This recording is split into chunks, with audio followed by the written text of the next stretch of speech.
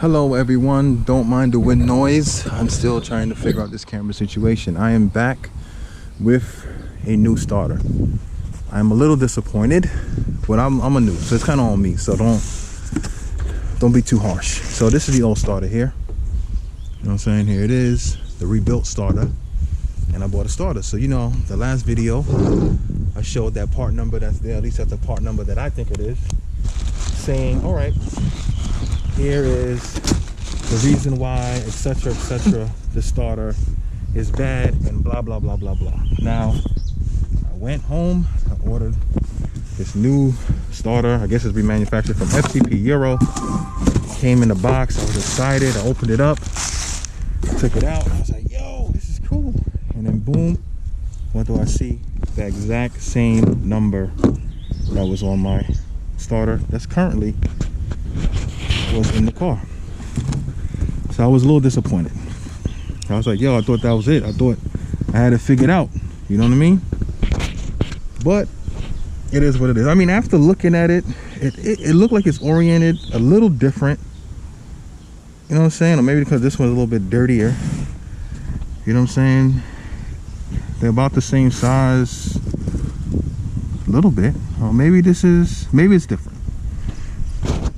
I mean, this is a little bit smaller, at least to me. I don't know, maybe I'm just trying to figure out something to make me feel better.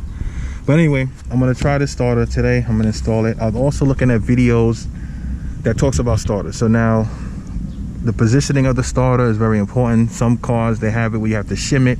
We have to put these little shims in there to position it in a certain kind of way to make it not so close to the teeth, so you have a good bite and you know it can go in and out, yada yada yada. Now this car, not to my knowledge, when I remember taking off the old starter, didn't have that, so I'm assuming that I don't have to do that. And I hope I don't. I'm just hoping that once I put this starter in with the knowledge that I have now of trying to make it work, that it's a lot better and it works. That's all what I really care about. You know what I mean? The teeth do look a little smaller. I don't know. Just pray for me. Like I said, I was a little disappointed. I was kind of upset at the fact that, yo, I had to go through this and do all this, and I was tight. So it is what it is. Like I said, it does look a little bit smaller. Maybe not. Well, we're gonna find out today. So stay tuned. Okay, so game plan. Obviously, gonna put the new starter in, see how that goes. Did notice after looking at, and I noticed this, excuse me, for a while. The bolts that I have for the alternator, right, you know, this one had like a washer in it and this tape on it, and this other one doesn't. So what I'm assuming is that when the person who put it in, they tried to make their own makeshift shim by having this washer and having this piece of tape on one of these terminals on the starter to keep it spaced a certain kind of way. So now I'm gonna have to play this game of trying to figure that out.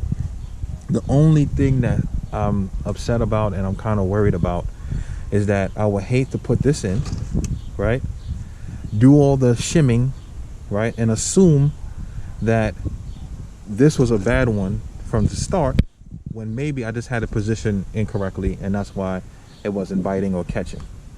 And then I spend $100 and something on this new starter when this starter is actually okay, and it cost me nothing because I got it rebuilt from a family friend. You know what I mean? So that's one of the things that's kind of bothering me. But maybe this one is actually bad, and since I have this new one, I'm going to try it with the new one. And like I said, even though to me visually it doesn't look any different, but it kind of does still. So maybe, because honestly this piece look a little bit smaller than this one. It could be the fact that this is painted black and this is not. I don't know. The teeth are oriented a little bit differently. So I'm gonna give it a shot. I'm gonna go with the new one. This one is actually for the make of the car, what I put in the year and yada yada yada. And hopefully, God willing, this is going to work. I'm sorry to sound like a broken record and repeating myself multiple times, but it's daunting.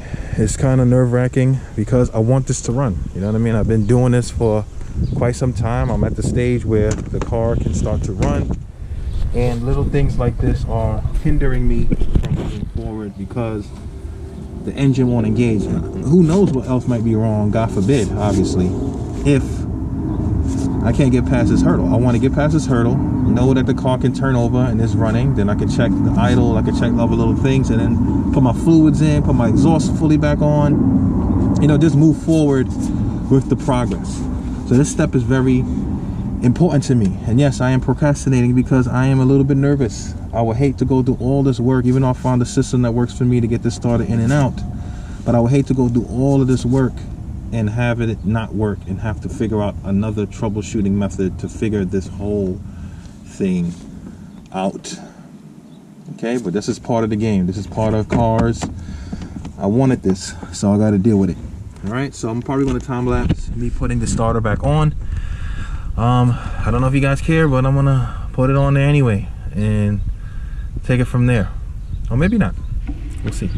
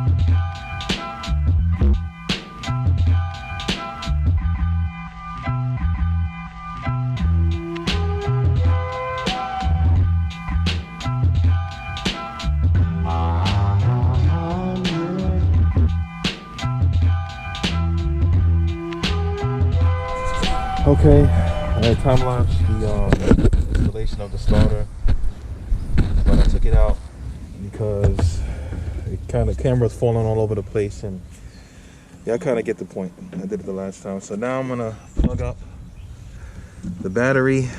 I'm gonna be honest, I'm really kind of skeptical. I'm hoping that it works. You know what I mean? I don't want to be like a negative Nancy, but from my experience the last time, I'm assuming it might not, but we'll go with good faith and good conscience and hope that it works. And you guys can see that from here. Let me make sure the battery's connected, and I'm gonna try to start it. And hopefully it turns over. This is the new starter that's installed. I try to play around with the positioning. If this doesn't work, I might play around with it some more. Yeah, let's see.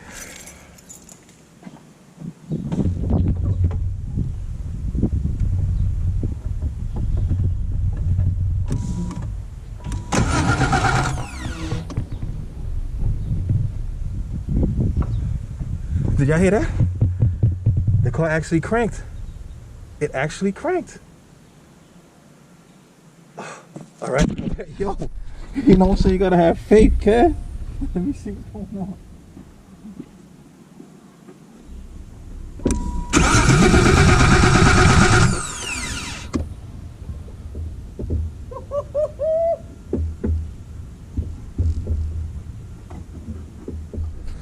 Okay, so I did some troubleshooting and looking up some stuff, and I noticed that the car wasn't getting any spark, at least to my knowledge. Now I did wanted to just mention this. As you can see, I'm taking out the spark plugs.